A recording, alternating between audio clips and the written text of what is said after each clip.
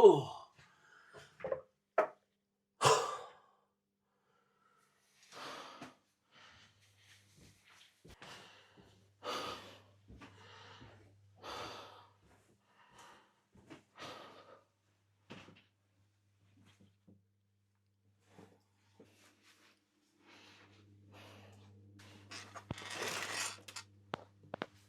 Hello.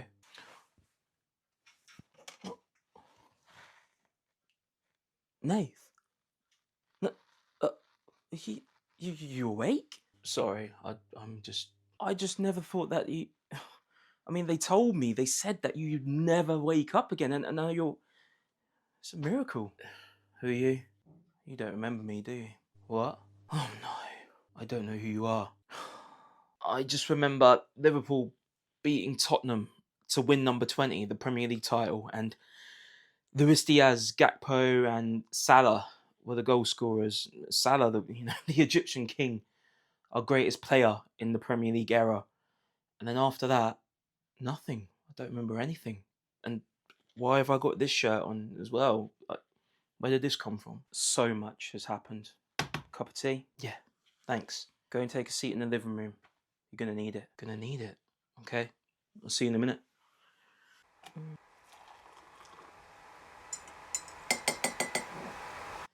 Here you go. Drink your tea. Thank you.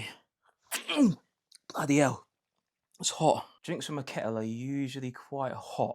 Did you lose some brain cells in that coma? No. The only time I'd lose brain cells is if I was a Manchester United supporter watching that crap every week. Imagine that. Yeah, imagine that. You okay? I'm fine.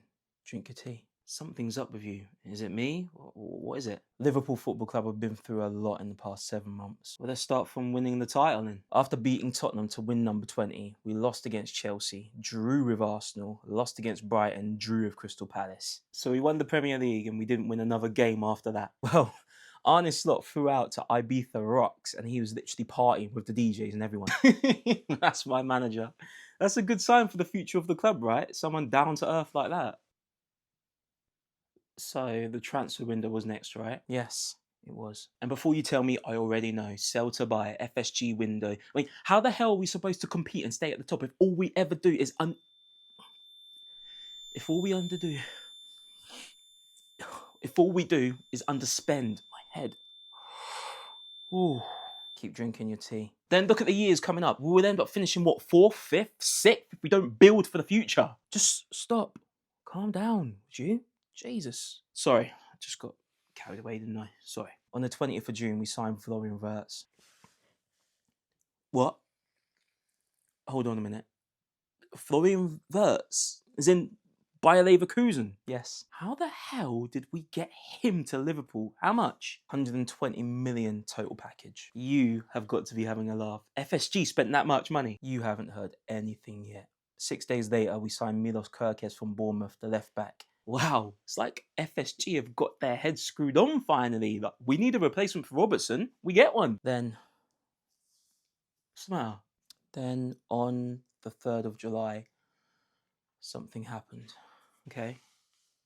What was it? Diogo Jota and his brother Andre Silva were in Spain. They were travelling back to England via ferry. They were going to go because Diogo Jota had medical advice not to fly due to his minor lung surgery.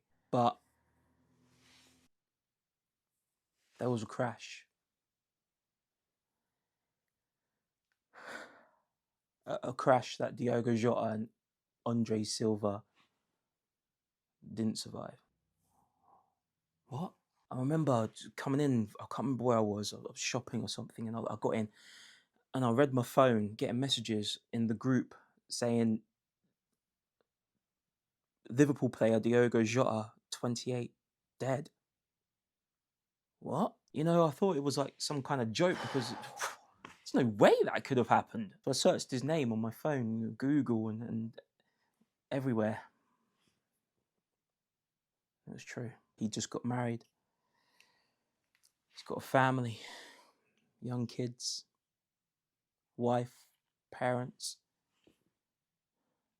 It's not fair, man. Every single day, all of us, we live and we breathe football. We love it. You know, and we forget that our heroes are just human beings. How do you do it? How do you do every single day going into training, going into your dressing room, going into the match? Your mate's gone. Your mate's not there anymore. How does that feel?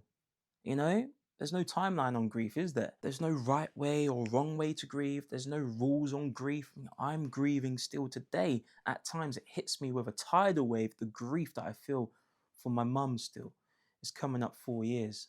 I still feel that today. And I can't imagine what Diogo's family, the players, the kids, everybody associated with Diogo Jota, how they felt and how they feel. We will never, ever let the memory of Diogo Jota disappear. This club, Liverpool Football Club, is special. He will always live on. Did the club retire his shirt? Yeah. Forever on number 20. I just can't believe it. Just in shock. I think we all still are. And as I said earlier, we'll never forget him. But the football world and the transfer window and everything else did continue. And we had big outgoings that summer. Harvey Elliott, Luis Diaz, Darwin Nunez, Tsimikas. They were the big outgoings from Liverpool. What? I understand Darwin Nunez, but Luis Diaz? Nunez went to Al Hilal, Elliott went to Aston Villa, Tsimikas went to Roma, and Luis Diaz went to Bayern Munich. And of course, you know about Trent Alexander-Arnold to Real Madrid. That was obvious. Most of all, I think I'm going to miss Lucho's song. It was the best one.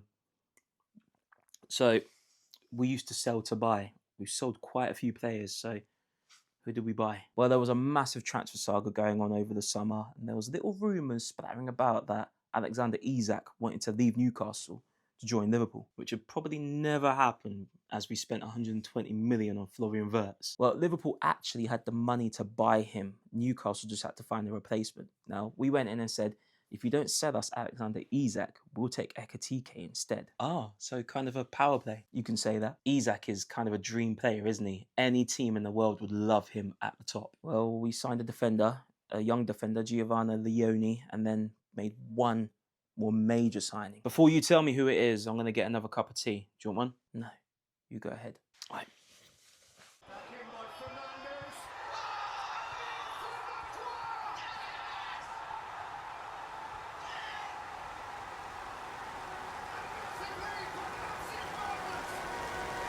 Oh, do you know what? When I was getting my drink, I still don't remember who you are. I'm sure you'll find out when the time is right. This one tastes different to the tea you made me earlier. So, are you ready to know who our major signing was?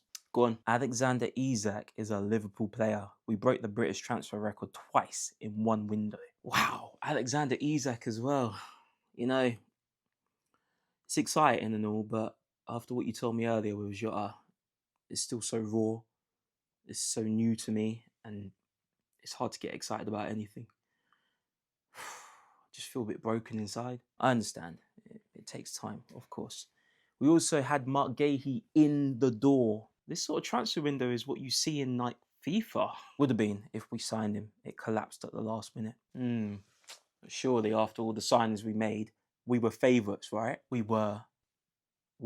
Opening game of the Premier League season, we were against Bournemouth Friday night, under the lights at Anfield. It was special. It was emotional, as you can tell. Cody Gakpo and Ekitike put us 2-0 up. Semenyo scored 2 to make it 2-2. Doesn't sound like we had control of the game. Chiesa scored late, and then Mo Salah scored to make it 4-2. Can I ask you something? Why did you look so sad when you said Salah? Newcastle away, we were 2-0 up against 10 men. It was 2-2. Sounds like that Gahey signing's taken the toll on us. I don't think so. I truly believe there's something deeper going on. But we scored a winner in that game, Ungamoa. So from what you're telling me so far, we look like champions, right? You know, we're scoring late goals. We're winning games, getting it done anyway. What happened next? We beat Arsenal 1-0. We beat Burnley 1-0. We beat Atletico Madrid 3-2. We beat Everton 2-1. We beat Southampton 2-1 in the Carabao Cup. So we're unbeaten. Top of the league, right? Yep. Top.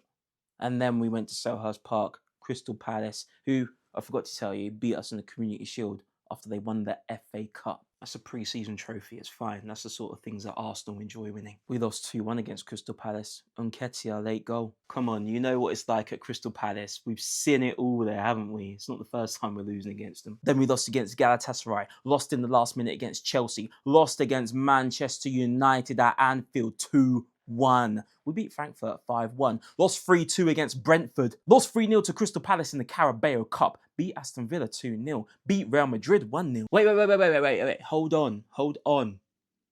We lost against Manchester United at Anfield. Harry Maguire scored the winner and you've not even heard the half of it. How are we losing to Manchester United at Anfield? Arne Slot is being questioned. No one's performing. Every single player is underwhelming. It's all the mystery. Arne Slot's tactics are a mystery. Everything is going wrong at Liverpool Football Club right now. And the other thing you said as well, Trent, Real Madrid, they came to Anfield as well and lost. Yeah, but we knew that would happen, didn't we? Okay, we had some bad results in there, but however bad they are, things are always going to get better, aren't they? We lost 3-0 against Man City, 3-0 at home to Nottingham Forest, 4-1 at home to PSV. We beat West Ham 2-0. Then we drew 1-1 with Sunderland at Anfield, which we should have lost that game, to be fair. Then we drew 3-3 with Leeds United after being 2-0 up, and then 3-2 up. I don't recognise my club.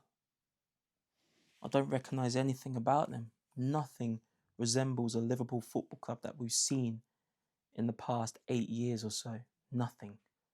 And I've not even told you the main story at Liverpool Football Club right now. What's happened to him? Arne Slot, he never starts Chiesa.